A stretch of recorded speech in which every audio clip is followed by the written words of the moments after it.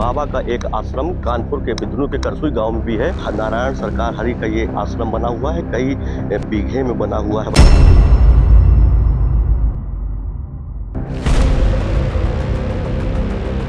इतना लंबा यहाँ पर आश्रम दिखाई पड़ रहा है, यहाँ से लेकर के इस छोर से लेकर के उस छोर तक पूरा ये आश्रम है।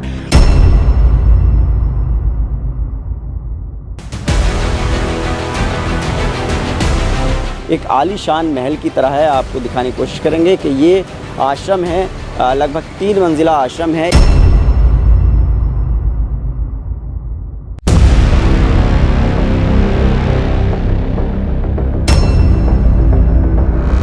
फार्म हाउस नुमा आश्रम है जिसमें कि एक बड़ी बिल्डिंग है, लाल उसकी खपरेल की छत है, बाहर एक गोल्डन कलर का भव्य दरवाजा है और किले जैसी चारदीवारी है।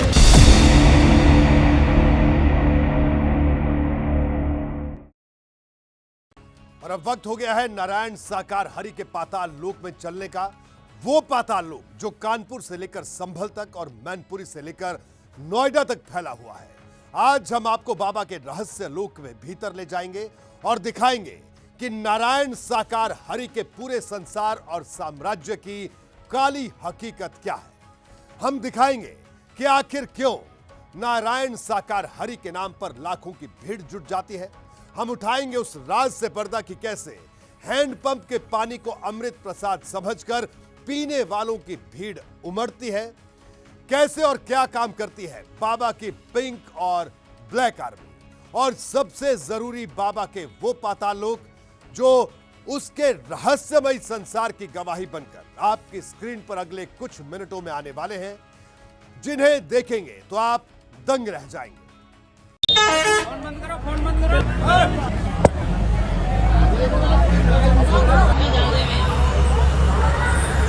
अरे वीडियो बंद कर ले भाई। अरे तल्ले यार, नहीं तो तल्ले यार।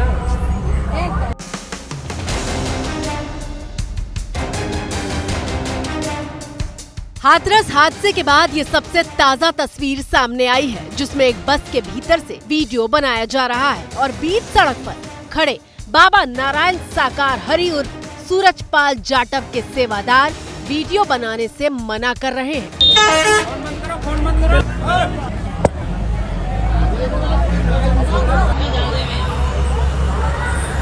अरे वीडियो बंद कर ले भाई। अरे तल्ले यार, नहीं तो तल्ले यार। अब इसी वीडियो का दूसरा हिस्सा देखिए, जिसमें वीडियो बनाने वाला सत्संग में जुटी भीड़ को देखकर हैरान हो रहा है। पता नहीं कहाँ से पब्लिक आई है। साकार विश्वरी है। भाई बता रहे गीले खेतन में लगाए बने बने हुए। बार बार वीडियो बनाने से मना किया जा रहा था, इसलिए बस में बैठा व्यक्ति भी कह रहा है कि फोन बाहर मत करो। फोन बाहर मत करो। करीब 1.5 से 2 मिनट तक सड़क पर धीमी रफ्तार में बस चलती रहती है और भीड़ का ऐसा सैलाब दिखाई देता है जो कल्पना से भी परे है। बहुत तगड़ी भीड़ है यार। पूरे वीडियो में नारायण साकार हरि के भक्तों के साथ पिंक ड्रेस में सैकड़ों महिलाएं और पुरुष भी दिखाई दे रहे हैं। दरअसल ये बाबा की वो पिंक ब्रिगेड है जो ऐसे सत्संग में उमड़ी भीड़ को कंट्रोल करती है।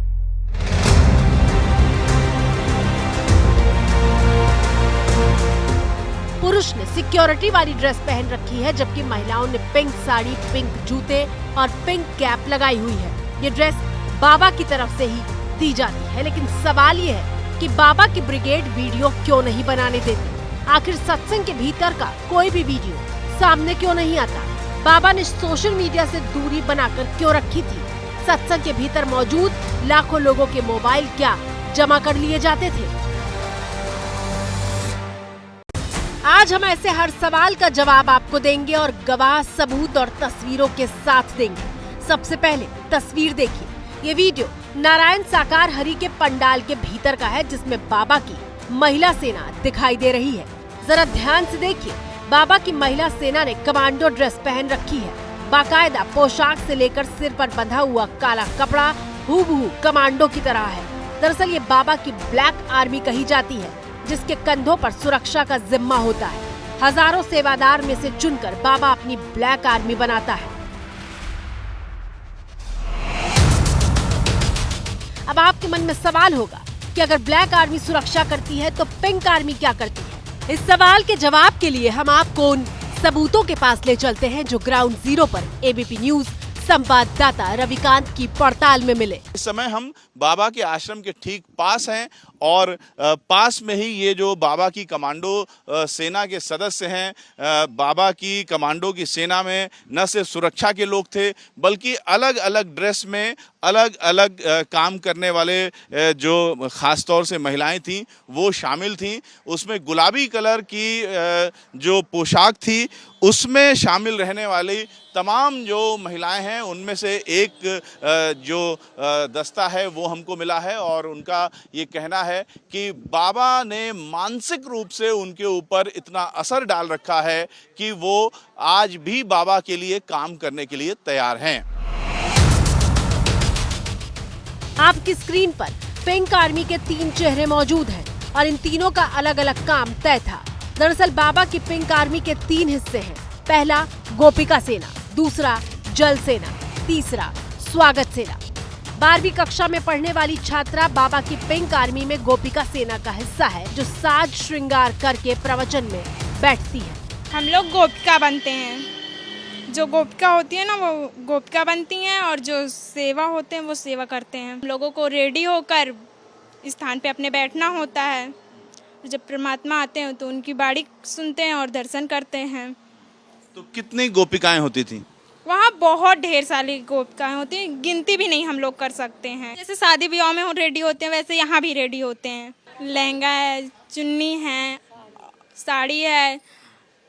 वहाँ पीली कलर की साड़ी, हर कलर की साड़ी पहन सकते हो पर ज़्यादा लोग पीली पहनते हैं। हाँ, गहने भी सब कुछ पूरा मतलब पूरा श्रृंगार करना पड़ता है। जैसे हमारा मन है तो हम लोग कमेटी वाले से बात करते हैं तो वो लोग हमें देते हैं, पैसे देते हैं, तब वो हमें वर्दी मिलती है। हमें बाबा के पंडाल के भीतर का एक वीडियो मिला जिसमें लड़कियां दुल्हन की तरह तैयार होकर बैठी हुई थी। दरअसल यही नारायण साकार हरि की गोपिका सेना है जिसे बाबा के कहने पर तैयार होकर सबसे आगे की कतार में बैठना होता है। परिवार में 2 बेटियां हैं और एक माँ। गोपिका से आप मिल लिए। दूसरी बहन जल सेना का हिस्सा है जो लोगों को पानी पिलाने का काम करती है। तो जल सेवा करते हैं तो जैसे कानम कोई डाल नहीं जाए उस पानी में, कोई अंशबाजी बहुत से निभाते हैं। अगर कोई हो तो जैसे उनको बदनाम करना चाहते हैं तो बस जल सुरक्षा पे भी रह जाते हैं, जल पिलाते हैं। ऐसे वो संगत आती है, आप जैसे आते संगत तो उनको जल पिलाना है। क्या ड्रेस पहनती थी आप? गुलाबी पिंक कलर की। Pink colour? हाँ, गुलाबी कलर की है। ये वो वर्दी है जो आप लोगों को पहननी पड़ती थी। तो इसमें एक टोपी है। हाँ। और क्या क्या है? साड़ी ब्लाउज है बस। नेम प्लेट है, हैंकी है और साड़ी है और क्या है? नेम प्लेट है। सेवादार पहचान पत्र है ये। इसमें नाम लिखा हुआ है, ऊपर पहले ब्रांच लिखी है जल सेवा, फिर नाम लिखा है सपना ओझा। तो ग्वालियर से यहाँ पर आती हैं? हाँ, ग्वालियर से आते हैं। पिंक आर्मी में तीसरा हिस्सा है स्वागत सेना का। माँ के हिस्से स्वागत सेना का काम है जो पंडाल में आने वालों को बिठाने और संभालने का काम करती है। हम तो बस आत्मा जैसे परेशान हो लाइन लगवाना और कोई बहन परेशान है तो उन्हें बैठा कर हाथ जोड़ के बस और कुछ नहीं, यही सेवा करते हैं। आप तो पैसे के लिए नौकरी करती हैं और हमने तो इस जिंदगी को पाया है तो हम इसलिए नौकरी करते हैं।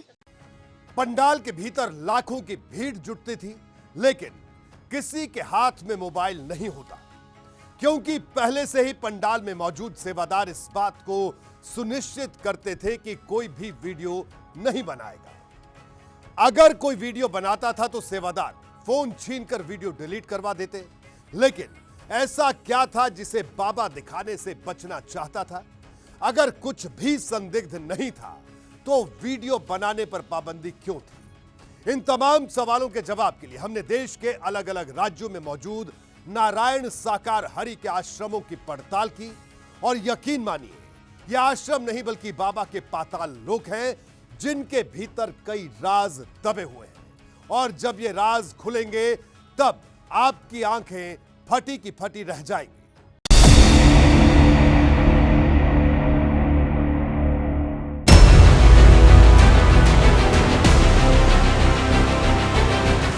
बाबा के मैनपुरी वाले आश्रम की तस्वीर देखकर देश हैरान रह गया।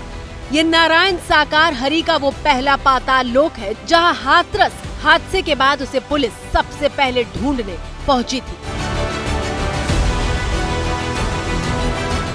तस्वीर देखिए, जो आश्रम नहीं बल्कि एक सफेद आलीशान महल जैसा दिख रहा है। चमचमाता हुआ दरवाजा ऐसा कि मानो उस पर सोने का पानी चढ़ाया हुआ हो।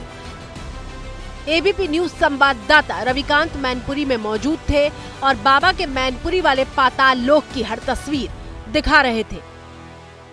हर आकार के होर्डिंग यहाँ पर ये एक इस तरीके के कई सारे होर्डिंग्स हैं, एक के बाद एक यहाँ पर लगे हुए हैं। और यहाँ पर जो बाबा के कार्यक्रमों का आयोजन होता है उसके लिए यहाँ पर ये बांस बल्लियाँ भी रखी हुई हैं। ये वो बैकअप रूम है जिसे स्टोर रूम की तरीके से भी इस्तेमाल किया जाता है और जो मैन पावर है उसको यहाँ पर रुकाने के लिए भी इस्तेमाल होता है। और यहाँ पर उनके कार्यक्रमों से संबंधित मीटिंगें भी होती हैं जो उनके कर्मचारी आपस में करते हैं। बाबा का दूसरा पाताल लोक उत्तर प्रदेश के कासगंज में मौजूद ये नारायण साकार हरि का दूसरा पाताल लोक है। ये कासगंज का वो गांव है जहां बाबा बनने से पहले सूरजपाल जाटव पुराने मकान में रहा करता था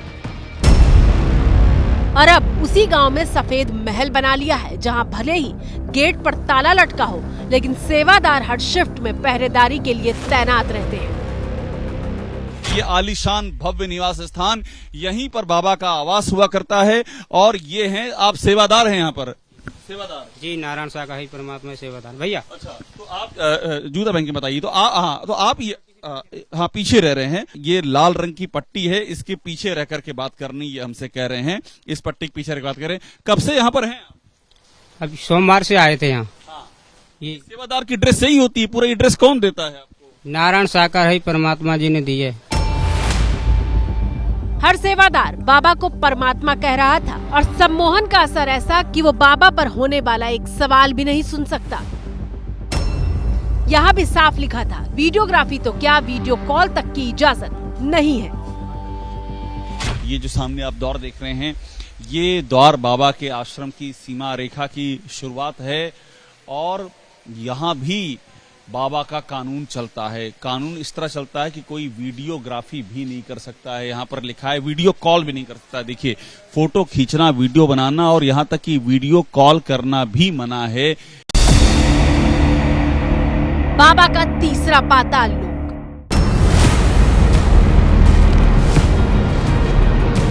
बाबा के पाताल लोक की पड़ताल के लिए एबीपी न्यूज के रिपोर्टर उबैदुर रहमान मुरादाबाद से संभल जिले की तरफ जा रहे हैं।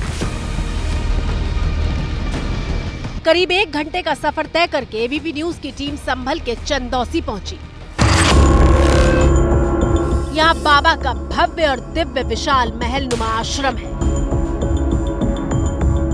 सफेद रंग की चमचमाती इमारत है जिसमें बड़ा सा दरवाजा लगा है। ये भोले बाबा का आश्रम है जिसे प्रवास कुटिया का नाम दिया गया है और ये काफ़ी बड़े इलाके में है। यहाँ पर आश्रम भोले बाबा ने 2012-13 में यहाँ पर ये आश्रम का निर्माण कराया। आपको दिखाने की कोशिश करेंगे कि ये आश्रम है, लगभग 3 मंजिला आश्रम है। इसके अंदर एक बेसमेंट है, फर्स्ट फ्लोर है, सेकंड फ्लोर है और ऊपर एक झंडा लगा हुआ है। और ये पूरा आश्रम जो है, इसकी बिल्डिंग पूरा हाईवे के किनारे है। ये हमारी टीम जब यहाँ पहुंची तब आश्रम के कुछ सेवादार वहाँ मौजूद थे। मालूम चला कि बाबा का ये आश्रम 12 साल पहले 2012 में बनकर तैयार हुआ था। आश्रम बनने के बाद 2013 में बाबा 1 महीने तक यहाँ रुके थे। उस दौरान बाबा के खिलाफ एक लड़की ने शिकायत की थी। हालांकि बाबा के सेवादार आरोप को गलत बताते हैं। एक किसी लड़की ने आरोप लगाया था, क्या मामला था, क्या घटना हुई थी वो? ये सब झूठ बकवास है। अच्छा, हाँ, कुछ भी नहीं है। कह रहे थे किसी भट्टे वाले की लड़की थी, उसको सम्मोहित करने का आरोप लगा था बाबा पे। उसके बाद कोई कार्रवाई हुई थी यहाँ पे? कोई कार्रवाई नहीं हुई। अच्छा, कतई नहीं, तो है ही नहीं कोई ऐसी बात। अच्छा, हमें यहाँ मालूम चला कि आश्रम में जो सेवादार सालों भर रहते हैं उनका खर्चा कमेटी उठाती है। बाबा का आश्रम 8 बीघे में फैला है जिसमें 4 बीघे में इमारत है और बाकी हिस्सा खुला हुआ। आश्रम में एक तहखाना बना हुआ है। पड़ताल के लिए एबीपी न्यूज के रिपोर्टर उबैदुर उस तहखाने की तरफ जा रहे हैं।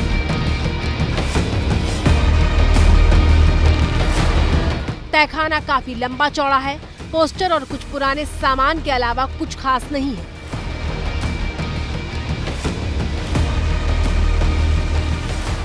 प्रवचन बाबा करते हैं संभवतः, उसके लिए ये स्टेज का सामान है और ये पूरा एक बेसमेंट है। इस बेसमेंट के अंदर भी जो है जो सामान है आश्रम का वो रखा रहता है। जब कार्यक्रम होते हैं तो उसके लिए ये जो फर्नीचर है, जो कारपेट्स हैं वो यहाँ पर रखे हुए हैं और इस बेसमेंट में जो है सिर्फ वो सामान अभी रखा हुआ है। कुछ कुर्सियाँ हैं यहाँ पर।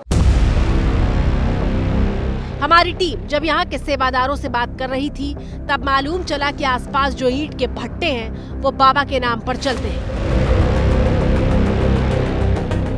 हम बाबा के आश्रम की छत पर हैं इस वक्त। आप देख सकते हैं कि यह आश्रम का जो है टॉप फ्लोर है। आप देख सकते हैं कि यहाँ पर भी बैठने के लिए, सत्संग के लिए जगह बनी हुई है छत पर और टाइल्स लगी हुई हैं। आपको दिखाना चाहेंगे कि जो आश्रम है उसके आसपास जो भी भट्टे हैं और ये आश्रम का ऊपर से आंगन है और यहाँ पर सोलर पैनल्स भी लगे हुए हैं और आसपास जो ये भट्टे आपको दिखाई दे रहे हैं ये सब बाबा के नाम से ही यहाँ पर चलते हैं। इन ईंट भट्टों की पड़ताल के लिए हमारी टीम पहुंची तो मालूम चला कुल 5 भट्टे हैं जो बाबा के नाम पर ही रखे गए हैं। वो इसलिए क्योंकि इन ईंट भट्टों के मालिक बाबा के भक्त हैं। बाबा का चौथा पाताल। उत्तर प्रदेश के कानपुर के बिधनू में आलीशान महल सा दिखाई दे रहा ये नारायण साकार हरि का वो चौथा पाताल लोक है जहां हाथरस हादसे के पहले लोगों का हुजूम मौजूद रहता था, लेकिन हाथरस कांड के बाद कानपुर के इस आश्रम में सन्नाटा पसरा हुआ है। बिधनू के करसुई गांव में बने आश्रम के लिए आसपास के लोगों ने बताया कि ये दूसरे की जमीन पर कब्जा करके बनाया गया था, जिस पर विवाद हुआ और अब दूसरे पक्ष को जमीन दी गई। तब जाकर मामला शांत हुआ। बाबा कानपुर आश्रम नहीं आए, बावजूद इसके उन पर आस्था रखने वाले ऐसे भक्त हैं जो दावा करते हैं कि सिर्फ आश्रम आने से उनकी मुश्किलें दूर हो गई। बच्चे को अभी भी देख लीजिए दिक्कत है। वो बच्चा हमारा ठीक हो रहा है धीरे धीरे। हमने बहुत दुनिया में पैसा लगाया। क्या दिक्कत थी? मतलब ऐसा कोई प्रॉब्लम थी। वहाँ भी गए और यहाँ भी आए, वाणी सुनी और सब कुछ बस आराम मिलता जा रहा है, बिल्कुल कंप्लीट होते जा रहा है। आस्था है उनको। हाँ भाई, आस्था है। बाबा का 5वां पाताल लोक। उत्तर प्रदेश के इटावा में हमें बाबा का 5वां पाताल लोक मिला। ऐसा लग रहा था कि यूपी की हर दिशा में बाबा ने अपना आश्रम बना रखा है। 15 बीघा जमीन पर बने सत्संग स्थल में कई कमरों से लेकर मंच तक तैयार है, लेकिन आश्रम में ताला लटका है और यहाँ कोई नहीं है।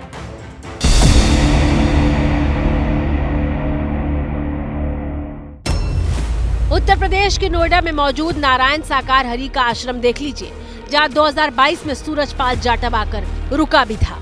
नोएडा के सेक्टर 85 में मौजूद इस आश्रम की देखभाल करने वाले सेवादार भी फिलहाल ताला लगाकर फरार हैं। शनिवार और रविवार को यहाँ पर कीर्तन हुआ करता था और जो लोग यहाँ पर पहुँचते थे उनको एक शरबत दिया जाता था प्रसाद के तौर पर। फिलहाल प्रशासन की जो नज़र है वो इस आश्रम पर है और जिसकी डिटेल जो जानकारी है वो जुटाई जा रही है। अभी तक जो जानकारी मिली है उसके मुताबिक ये जो आश्रम है वो अवैध ज़मीन पर बना हुआ है, तो हो सकता है कि प्रशासन आने वाले दिनों में इस आश्रम पर कोई कड़ी कार्रवाई करे। बाबा का 7वां पाताल लोक। ऐसा नहीं है कि बाबा के पाताल लोक सिर्फ यूपी में मौजूद है। मध्य प्रदेश के ग्वालियर में मिला 7वां पाताल लोक। ग्वालियर के हरि विहार में बाबा का आश्रम है। बताया जाता है कि बाबा अक्सर यहाँ आता रहता है। पुलिस इस आश्रम में भी पहुंची थी, लेकिन फिलहाल आश्रम बंद है। बाबा का 8वां पाताल लोक। यूपी और मध्य प्रदेश के बाद राजस्थान में बाबा के नेटवर्क का सबूत बनकर मौजूद है यह आश्रम। अलवर में मौजूद बाबा के आश्रम में सूरजपाल और उसकी पत्नी के कमरे तक बने हुए हैं। कोरोना के वक्त बाबा करीब 1 साल तक इसी आश्रम में रुका था। अभी तो रहस्यमय बाबा के 8 पाताल लोक का पता चला है। अभी न जाने कितने और पाताल लोक से पर्दा उठना बाकी है।